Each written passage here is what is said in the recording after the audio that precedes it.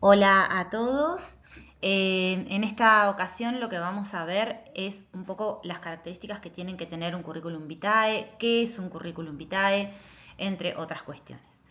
En primer lugar, una de las cuestiones que tenemos que tener en cuenta es que un currículum vitae o CV como lo conocemos no es una mera descripción de nuestra experiencia laboral o nuestra formación, sino que justamente es una hoja de vida que permite poner en valor a la persona y el trabajo que ha realizado y así también sus capacidades, sus habilidades, entre muchas otras cuestiones. Eh, un currículum vitae tiene que ser descriptivo, pero también tiene que serlo de forma ordenada. El objetivo es que los seleccionadores puedan acceder a nuestra hoja de vida, a nuestras capacidades, a nuestra experiencia, entre muchas otras cosas, pero de forma ágil. Puede ser llamativo, pero que ese diseño no obstaculice jamás la forma en la que estamos contando la información. Estas son todas herramientas que vamos a ir aprendiendo en esta etapa de la materia. Una de las cuestiones que tenemos que tener en cuenta es la de los tipos de currículum que tenemos. Como pueden ver en pantalla, el primero, que también es el más antiguo, el que se usaba en décadas anteriores, es el cronológico. Se considera cronológico porque la información que va por años, por ejemplo, la experiencia laboral, la formación académica, los cursos, los congresos, todos estos elementos en los que hayamos participado y que llevan un tiempo determinado, se organizan desde poniendo en primer lugar el más antiguo y hacia el final el más reciente. Hoy en día no se recomienda este tipo de currículum porque la mayoría utilizan el inverso, que es el que vamos a ver con posterioridad, y si uno presenta este tipo de currículum, al aparecer en primer lugar la información más antigua, los seleccionadores lo que pueden ver es que esa persona no tiene experiencia laboral posterior a esa época. Puede prestarse a confusiones. En segundo lugar, el inverso, como ya les mencioné anteriormente, ubican la información al revés. Ponen en primer lugar la más nueva y en último lugar la más antigua. Entonces, si vamos por ejemplo a la formación académica, vamos a ver que en primer lugar aparece la última formación y en segundo lugar una formación previa. En el caso de ustedes, van a aparecer, la que debería aparecer en primer lugar es el secundario, que ya vamos a ver cómo se describe, o quizás para aquellos que hayan empezado ya el curso de ingreso en la universidad, pueden poner también este tipo de información. Otro de los currículums que podemos tener, estos pueden organizarse de forma inversa o cronológica, pero además lo que nos interesa, sobre todo cuando tenemos experiencia laboral muy variada y por ahí muy abundante y queremos que toda esté representada, es la funcional. La funcional, el objetivo es agrupar las distintas experiencias laborales según el rubro. Por ejemplo, si yo trabajo de camarera o relacionada con la hostelería, hago un apartado de todos mis trabajos de experiencia laboral vinculados con esta área. Y si por otro lado también tengo experiencia en docencia y quiero que aparezca, lo pongo de esta manera, ¿sí? Pongo docencia y hago una enumeración. Es muy interesante, sobre todo cuando nos estamos iniciando en nuestros primeros trabajos, organizar la información de esta manera y ponerla en relevancia. No como una enumeración, sino justamente hablar de que hemos trabajado en distintas áreas y para la época que vivimos hoy en día, en donde es necesario tener habilidades blandas y capacidad de adaptación a distintas situaciones, es una excelente manera para ser vistos por empresas diversas. Por último, por proyectos, este es un tipo de currículum asociado a personas con bastante experiencia laboral, pero es una manera de organizar, es un currículum corto, como pueden ver, que está orientado directamente a un tipo de empresa. Queremos ser captados por una empresa determinada, por una corporación determinada, y sabemos qué tipo de información, qué tipo de características están buscando, entonces presentamos un currículum adaptado. Como pueden ver, en este tipo de currículum hay información que vamos a ver que no está presente, pero está orientado a trabajar en el área social, ¿sí? ¿Qué características tiene que tener un currículum vitae? En primer lugar, la sencillez, en el sentido de que puede tener un buen diseño, pero que no obstaculice a la información. Atractivo visual, que impacte, que no sea una hoja en blanco con letras en negro, que la información esté organizada en bloques, en cuadros de textos. Tenemos hoy muchas plantillas, pero también creo que es un ejercicio muy interesante poder hacer nosotros nuestra propia plantilla. La veracidad es fundamental, el contar realmente las habilidades que tenemos. Podemos explayarnos en ellas, pero mentir puede ser un problema muy grande porque en general se buscan referencias a ellos. Exhaustividad se refiere a contar en profundidad todo lo que hacemos. Si tenemos un trabajo, qué tareas desempeñamos, de qué nos encargamos, cuánto tiempo estuvimos. No solamente poner, por ejemplo, camarero, ya está. No, contar en profundidad. Y la siguiente, que puede ser visto como lo contrario a exhaustividad, es la brevedad. ¿Qué quiere decir esto? Que si bien tenemos que ser exhaustivos, o sea, de forma concisa contar lo máximo que podamos, un currículum excesivamente largo, ante la gran cantidad que se reciben en las empresas, hace que termine siendo un factor de aburrimiento y que no se termine de leer aspectos que pueden ser muy importantes. Por ejemplo, si yo tengo un currículum que tiene como 3 páginas, por ejemplo, y pongo en la última los datos que creo que son más relevantes, es probable que el seleccionador no llegue a esa información.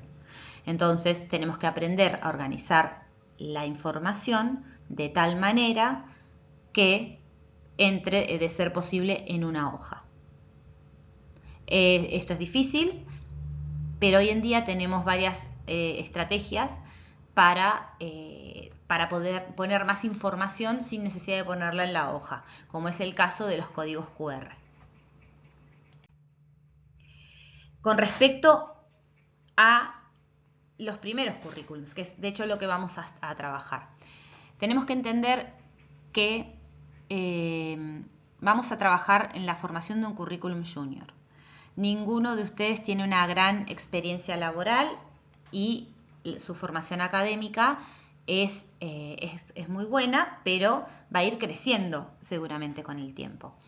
No tenemos que pretender hacer un currículum como el de alguien con mucha experiencia, y justamente tenemos que entender la importancia y el valor que tiene este tipo de currículums para muchas empresas. Nos vamos a centrar no tanto en nuestra trayectoria académica o laboral, sino en las características que tenemos hoy en día y que son muy valorables, sobre todo las que tienen que ver con idiomas, con prácticas, con pasantías, con cursos, con la informática y muchos otros, así como nuestras habilidades.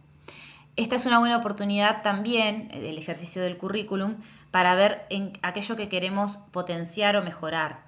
En muchas ocasiones, cuando aparecen los cursos, muchos de ustedes me dicen, ay, qué interesante, yo no tengo, ¿cómo puedo hacer para tener más y ponerlo en mi currículum?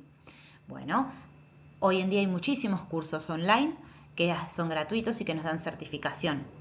Otros no lo son, pero vale la pena quizás hacer una inversión en nosotros para mejorar. Son formaciones académicas que van por fuera de lo que es la educación formal y que demuestran nuestra capacidad y nuestras ganas de aprender y de mejorar y de capacitarnos continuamente. Empecemos con la primera parte, lo más fundamental de todo. ¿Qué incluyo en mis datos personales? Este es el primer apartado. Como pueden ver en la imagen, el nombre y el apellido está escrito en una letra mucho más grande que el resto, y esto es muy importante. Es importante que el nombre y el apellido de ustedes resalte, que se vea, que lo que primero que parezca sea eso. Y debajo, si quieren, pueden poner estudiante, pueden poner el cargo al que aspiran a acceder, por ejemplo, camarero, por ejemplo, ayudante de cátedra, lo que sea. Pero lo más fundamental es que el nombre y el apellido de ustedes se destaque. ¿Qué es obligatorio poner en los datos personales? El teléfono celular, el teléfono móvil y el email. Esos son los datos fundamentales. Por eso están en rojo, no pueden no estar. Y es opcional poner elementos como la dirección, la fecha de nacimiento, el DNI, la nacionalidad y redes sociales laborales. Esto es fundamental. Si tenemos redes sociales que hablen sobre un determinado producto que hagamos o que muestre nuestro día a día de una forma coherente e interesante o de algún producto que nosotros estemos generando y vendiendo, pónganlo. Pero si son sus redes sociales personales, es un no rotundo. En este caso, en una próxima actividad vamos a hablar en profundidad de la foto. Lo que me interesaba que vieran en realidad es que puedan entender, o sea, el lugar que ocupa la foto. Normalmente va en una de las dos esquinas, tanto a la izquierda como a la derecha. Y justo al lado aparecen nuestros datos personales. Sobre si poner o no poner una foto es un debate que haremos con posterioridad y que tiene que ver con otros factores. ¿Qué aspectos no incluir o recomiendo no incluir en este apartado? Sexo o género.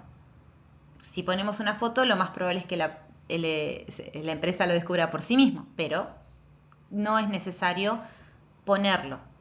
Estado civil, ausencia o presencia de hijos, número de cuentas bancarias, sobrenombres y redes sociales personales, que era un poco lo que hablábamos antes. Puede que en una ficha de búsqueda laboral nos pidan este tipo de datos.